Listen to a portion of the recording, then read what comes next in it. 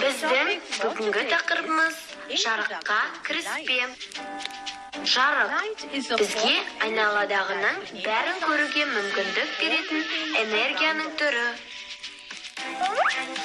Жердегі негізгі жарық көзі күн.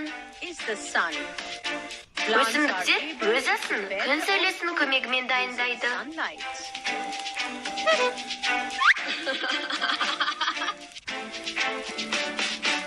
Кейбір басқа нәрселерде жарық шығарады.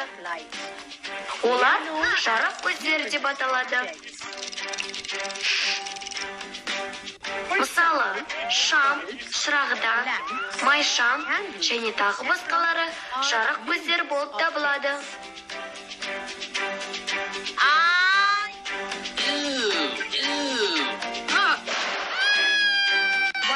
Өздігіне жарқырамайтын нәрселер де бар.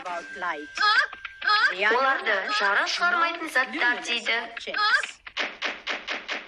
Мысалы, үстел, мата, сөмке, ыдыс-аяқ және тағы басқалары жарық шығармайды.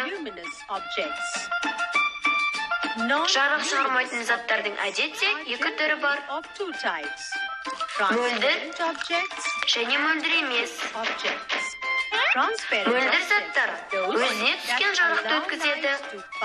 Мысалы, шыны, су, тағы басқалары. Ал мөлдір емес заттар жарықты өткізбейді. Мысалы, ағаш, тас, тағы басқалары.